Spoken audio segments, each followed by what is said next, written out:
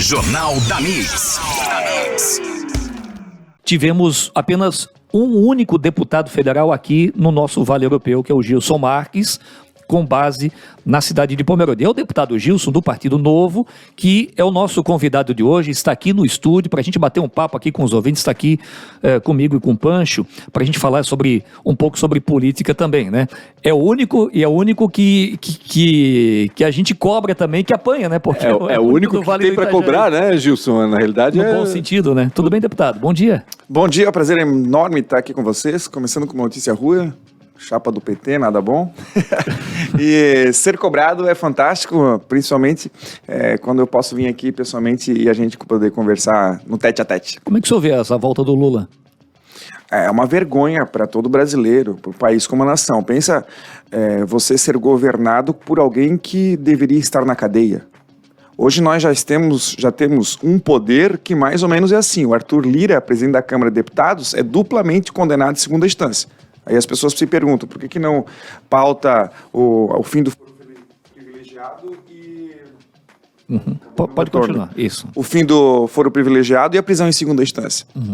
Então agora nós vamos ter o risco de, se as pesquisas estão certas ou não, no mínimo em segundo ele está, do presidente da República fazendo regra, governando, fazendo gestão, mas ele deveria estar preso. Isso é uma vergonha, né? Independente do alinhamento, de como ele pensa, da ideologia, é um ladrão, é um vagabundo, jamais ele deveria fazer gestão de um país. Bom, como nós falamos aí das convenções, o Partido Novo, né, largou primeiro também e também colocando à disposição o promotor de justiça, doutor Odair Tramontim, que foi candidato a prefeito de Blumenau, inclusive, na última eleição, não entrou no segundo turno por 2.000 votos e é o candidato do Novo ao governo do Estado. O Tramontim esteve com a gente aqui, deputado, citava muito a gestão do Zema em Minas, a gestão do prefeito Adriano em Joinville, enfim. Como é que o Novo vem estruturado também para cada eleição é uma eleição? Tivemos a Onda 17 no último pleito, que elegeu também Moisés. Como é que o Partido Novo está se estruturando pensando na eleição deste ano? Bom, primeiro que a evolução do Novo foi exponencial. Nós começamos lá atrás, em 2016, com 4 vereadores. Em 2018, fazendo esse resgate, nós elegemos 8 deputados federais. Numa primeira oportunidade na história, é a maior bancada eleita, ainda mais se considerarmos que nós não utilizamos nenhum centavo de dinheiro roubado através de fundo eleitoral e fundo partidário e não tivemos tempo de televisão. Em 2022, além de ter feito um governador lá com o Zema, em 2022 nós fizemos inúmeros vereadores no Brasil inteiro e em Santa Catarina o prefeito Adriano. Então olha só, nós temos em Joinville, a maior cidade do estado, que temos o prefeito Adriano. Nós lançamos candidatura no estado de Santa Catarina somente em 6 cidades. Nós somos tiro de sniper, como o dinheiro é nosso, nós só lançamos onde realmente achamos que existe viabilidade, pessoas capacitadas, alinhadas. Nas 6 cidades nós elegemos vereadores, em muitas delas mais de um, inclusive. Acredito que em Blumenau nós elegemos mais de um, essa segunda vaga está judicializada. Em Joinville, 3. Então veja bem, em Blumenau não foi 2.000 votos, foi 1.800, e eu diria que não foi 1.800, foi só um dia, porque um dia a mais nós teríamos indo para o segundo turno, que Blumenau é uma das 3 maiores cidades do estado. Então, essa viabilidade, tanto do Adriano como do Zema, que vem acontecendo cada vez mais de forma positiva, tem criado uma enorme onda de conhecimento do que é o Novo, de como é o nosso trabalho, de como é a nossa experiência dentro da gestão pública, que com certeza vai ter um resultado fantástico. Além de que, diferente de 2018, nós só tínhamos uma chapa de deputado federal. Agora nós temos mais de 30, se não me engano, 35 candidatos a estadual, candidatos a federal, candidato ao Senado, candidato ao governo do estado, que é o Tramontim, que é o único outsider de verdade que está fazendo essa disputa ao governo do estado. Então, realmente, é uma oportunidade fantástica para Santa Catarina e principalmente para Blumenau ter uma gestão, um governador daqui da cidade que, não coincidentemente, é a melhor opção. Agora, Gilson, de fato o Novo tem práticas diferentes, né, em relação aos partidões mais conhecidos, mais tradicionais, que dominam a política nacional. Enfim, a gente percebe no teu mandato essa diferença, né, a questão da maneira de escolher a quem atender em relação ao dinheiro que pode ser direcionado, na maneira de prestar contas, né? É totalmente diferente. A gente percebe, né, que o deputado federal Gilson Marques tem uma postura diferente de outros, tanto deputados estaduais quanto deputados federais. Tu achas que a população está assimilando essa diferença, está podendo aos poucos entender melhor a proposta do Novo? Eu acredito que sim, porque ela é mais lógica. Por exemplo, desde 2019, eu faço um sistema de distribuição de recursos de emendas parlamentares. Eu chamo de sem barganha. O que a política tradicional faz? O vereador, o prefeito, o presidente da entidade pega o avião, paga com dinheiro público o frigobar, a passagem aérea, o hotel, para ir lá, sabe-se lá o que se conversa na salinha, para pagar votos passados e chantagear votos futuros. Cara, desde 2019 eu fiz um edital online, qualquer pessoa da comunidade, você, um eleitor de qualquer cidade do estado, vai lá, apresenta a proposta, o número de pessoas que vai ser beneficiada, a gente faz uma análise de gestão e conforme o ranqueamento de forma técnica envia os recursos. Todo parlamentar tem exatamente o mesmo valor de emendas individuais e emendas de bancada. Então nós enviamos, por exemplo, para municípios que eu sequer tive um voto. Por quê? Porque é aquela entidade daquele município que merece um recurso a ser recebido. A evolução exponencial do conhecimento da população de 2019 para agora é fantástico. Eu pulei de pedidos, por exemplo, de 2019 de 50, 60 milhões de reais, agora para mais de 1 bilhão. Entendeu? Então, muita gente vem sabendo, vem concordando, acreditando nessa sistemática. A dificuldade, como eu sempre digo, não é para onde você vai enviar o recurso. Para o seu bairro, até poderia ser legal e justo. O problema é decidir para onde você não vai enviar o recurso. Qual hospital não vai receber o medicamento, qual escola não vai receber o material escolar e qual APAE não vai conseguir cobrir os seus custos. Então, essa forma de fazer política que nunca ninguém viu, é óbvio que precisa passar pelo conhecimento das pessoas. E vai ter gente que concorda ou vai ter gente que não concorda. O problema é chegar ao ponto das pessoas terem essa opção. Então, isso é um ponto de diferencial do meu trabalho. Tem muitos outros que dia a dia vêm aumentando o conhecimento. O senhor encontra a resistência dos seus colegas lá em Brasília para colocar algo em aprovação, uma ideia que o senhor tem na mesa para passar nas comissões permanentes da casa, enfim. O senhor encontra essa resistência junto com outros deputados ou não? Sim, eu tenho muita resistência. Essa é uma dificuldade para você ter pautas propositivas. Mas esse não é o foco do Brasil. O foco do Brasil é atrapalhar os políticos. Nós temos mais de 6 mil projetos protocolados por ano. Desde a Constituição de 88 foram aprovados mais de 6 milhões de normas. O que acontece? A nossa vida é regulamentada, burocratizada, ordenada, definida e nós somos cada vez mais algemados e não percebemos feito sapo em água quente. Então, o que precisa ser feito é dizer para os políticos: parem, tu quer ajudar? Para, não faça, não cobre, não tente resolver. Porque a melhor coisa que eles façam é não trabalhar. Tá cheio de burro motivado. Se você perceber, te desafio, nos últimos 5 anos, qual foi a proposta legislativa aprovada na Assembleia Legislativa Estadual que alterou positivamente a tua vida? No Parlamento Federal. Qual foi? Só que, meu amigo, se falar só do custo marginal, são mais de 10 bilhões por ano, 28 milhões de reais por dia. Será que o nosso cinegrafista, cineasta aqui que está nos gravando, que é uma pessoa boa, saindo do Brasil afora com 28 milhões de reais por dia no bolso, fazendo bem, seria melhor ou pior que o Congresso? Tá, aí vem a tal da PEC Kamikaze entregando auxílio para as pessoas. Isso. E aí? O senhor teve um posicionamento contrário. Isso. Mas a maioria venceu. Né? A maioria venceu por quê? Porque se entende que isso é uma bondade, que é um benefício. O senhor não entende isso? Não entendo porque não é. Existe um princípio ético, lógico, que não é bondade você dar presente ou conceder alguma coisa com o dinheiro e o recurso do outro. Bondade é o que eu faço.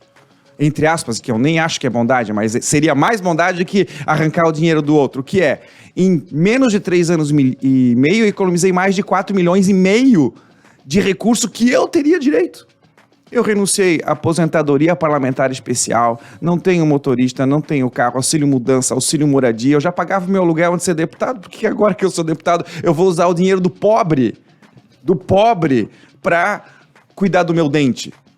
Em Santa Catarina teve um cara que usou recursos públicos para fazer cirurgia bariátrica. O senhor tira do bolso para cumprir o seu mandato? Igual você, eu tiro do bolso. Então, isso sim é ajudar as pessoas. Agora, eu escolher como a PEC kamikaze, que taxista, usineiro e caminhoneiro vão ter um benefício adicional. Isso que diz a PEC. Então, eu automaticamente estou dizendo, o servente de pedreiro, o garçom, a diarista, a costureira, o radialista vão ter que pagar, além de não receber, para que essas pessoas recebam um benefício a mais. Entenda, o governo, os políticos, não têm possibilidade nenhuma de gerar riqueza. Eles são parasita de riqueza alheia, ok? E eles não conseguem entregar alguma coisa a alguém sem antes não ter tirado a força de uma outra pessoa. E em uma quantidade muito maior. Eu vindo pra cá, escutando numa rádio, estava dizendo que o TRE está fazendo um programa de fiscalização do fundo eleitoral e do fundo partidário. Eu fiquei indignado. Não que a fiscalização seja ruim, mas aqui não se fala de proibir, de dar um basta em se roubar o dinheiro, mas sim está preocupado de fiscalizar o dinheiro roubado. Aí vem aquele negócio... Perceba, mas aí a vem, boa aplicação do dinheiro roubado. Essa não é a solução. A gente está só discutindo cor de coleira. Atrás, né? Mas aí a gente vem a PEC kamikaze, o fundão eleitoral, e por outro lado está o deputado Gilson economizando horrores, enxugando a máquina para fazer o que em tese seria o correto, né? Onde é que está o erro nisso tudo? Como é que a gente vai consertar isso tudo, deputado? O erro, desculpa a minha honestidade, que eu cometo vários sincericídios, um dos erros é o próprio eleitor. Se perguntar aqui na rádio quem concorda com o fundo eleitoral, e pessoal, isso não é uma discussão menor, tá? Não, claro. O fundo eleitoral desse ano, que vai gastar em 45 dias, é de aproximadamente 5 bilhões de reais. Isso é o dobro do que foi gasto em saneamento básico no Brasil inteiro nos últimos 4 anos. Eu tô falando que quem usa o fundo eleitoral é assassino. Por que é assassino? Porque tem 6 mil crianças que morrem por ano por conta de falta de saneamento básico. O cara da favela, a criança, quando tem escola, para ir para a escola, tem que pisar no cocô. Ok? Não é uma discussão menor. 90% da população não concorda com isso. Ok? Mas como é que tu me explica que esse mesmo percentual ou mais votam em políticos que usam? Pois é. Não dá para entender, né? Aí uma hipocrisia, vamos dizer assim, por parte do eleitor, né? E às vezes ele é forçado a fazer isso por conta da dinâmica da política, né, Gilson? E aí eu te pergunto, como é que foram esses 3 anos e meio no Congresso? Qual é a tua experiência? Me conta um pouco da tua sensação, da tua percepção em relação ao que se pratica na política hoje em dia, ao que se pode praticar no futuro e quais são as tuas intenções aí para o futuro. Me fala um pouquinho. Isso é uma curiosidade que as pessoas têm. Geralmente elas perguntam, mas nunca ninguém te ofereceu alguma coisa? O senhor já foi convidado para a salinha lá dos deputados? Pois é. Mas o senhor já foi ou não? Já foi assediado para a salinha? Eu não tenho nem lugar para sentar e tomar cafezinho. Como eu não fui para fazer amigos aí tudo, mas sabe o que é o seguinte? A gente não pode botar todo mundo na falar comum, porque nós temos excelentes deputados que trabalham muito e bem, né? É uma super exceção, mas tem. O que acontece? Como eu renunciei a todos os benefícios, regalias, tudo, o que acontece? Por que um político iria me oferecer algo que é ilegal, porque imoral ou ilícito, sendo o que eu tenho direito, apesar de eu particularmente entender imoral, eu já não recebo?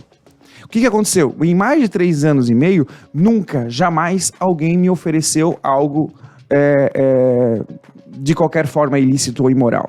Porque eu me tornei, até por conta dessas minhas falas, hostil a político vagabundo. Eles não se aproximam. Eles param de falar, não me convidam para a roda e, obviamente, não me oferecem nada. Então, essa é uma experiência que eu não tive, ainda bem, porque senão, não sei qual seria a minha reação. Tá preso em flagrante, né? Tá preso em flagrante. Complicado. Isso. Mas às vezes de oferecer aquele toma lá, dá cá, eu te ajudo, tu me ajuda, a gente te arruma cargos aqui e a gente te ajuda aqui. Isso aconteceu com o senhor ou não? São duas coisas diferentes. Existem Que não estamos dizendo que é errado, mas estou dizendo que exato. é negócio de bastidores de a tal da política. dinâmica da funciona política, assim, né? exatamente. Oferecer, por exemplo, vaga de estacionamento para votar o candidato da presidência da Câmara, isso já aconteceu. Vaga de estacionamento. Já aconteceu, não para mim, óbvio, mas a gente ficou sabendo na Rádio Corredor. Isso já ultrapassa a imoralidade, eu não concordaria. Porém, existe essa troca que não é imoral, na minha opinião. Que é o comum, é a normalidade da política. Isso se chama lowgrolling. Lowgrolling é vota no meu que eu voto do teu. Isso é comum. Me ajuda que eu te ajudo. Isso destrói o Brasil. Por quê? Você, exemplo, seria integrante da parte da bancada da bala. E o nosso amigo aqui é da bancada do funcionário público. Você não tem interesse nenhum na pauta da bala, do armamento. E vice-versa, ele não tem interesse nenhum na pauta do funcionário público. Lembrando que mais de 30% do Congresso Nacional são funcionários públicos. Para ter votação suficiente de uma pauta e de outra, você precisa convencer os demais. Então, existe uma tendência de você convencer ele na expectativa ou na promessa direta de que no futuro você vote na pauta que tenha o seu interesse. Por que isso é negativo? Porque a tendência, especialmente no plenário, é atropelar e ser votado tudo de forma positiva e não ser recusado nada. Para você ter ideia, em 2020, só foi um projeto, no ano inteiro, um projeto que não foi aprovado em plenário.